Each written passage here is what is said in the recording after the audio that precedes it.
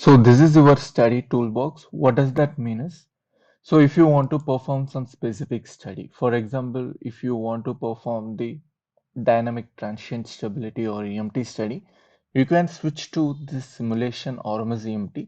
So that all the icons that we're displaying over here will get adjusted to that RMS study specifically. And if you want to perform the power quality study, yes, all the icon, whatever it was showing here, it will adjust its icon specifically exclusively for that study. So that's the icon here means. And coming to this drawing toolbar, so here you can be able to drag and drop all your equipments to the graphical page window. And this is the project overview where you can see all your study cases. If you are creating some new scenarios or new variations, all these things can be seen from this project overview. So when I'm dragging and dropping some bus over here, I can be able to see that the equipment got connected at this place. And this is the grid lines. Here you can be able to see that at background there is some dots. So this is the grid lines which will help you to align two networks properly here.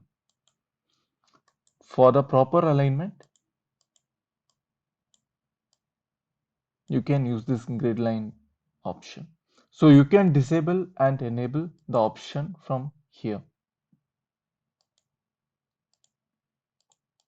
For this, you have to go to the layers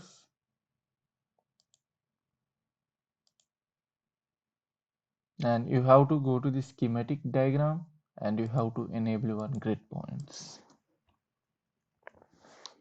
And you can also freeze the graphical page completely so that you cannot draw some new equipment, you cannot do some new modification on your graphical page. So whenever you are seeing that the graphical freeze mode is enabled, you have to disable the graphical freeze mode and you have to start editing on your network. And this is the page size where you can be able to adjust the size of your page here. So from A4 you can change it to A3, A2. Based on the network size, you can adjust your page size from here. And this is the heat map and this is the coloring where we will be discussing about on the later stage of the project.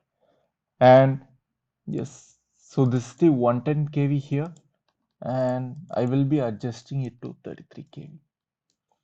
So this is the voltage level like 110 kV. So if it was set like 110 kV, so whenever you are dragging and dropping some new equipment, all your voltage it will be updated with 110 kV here. And if the 33 kV is selected, yes, whenever you are dragging and dropping some new equipment, all this equipment voltage will get updated to 33 kV. So based on the base voltage that you are selecting here, all the equipment's voltage will get updated based on this.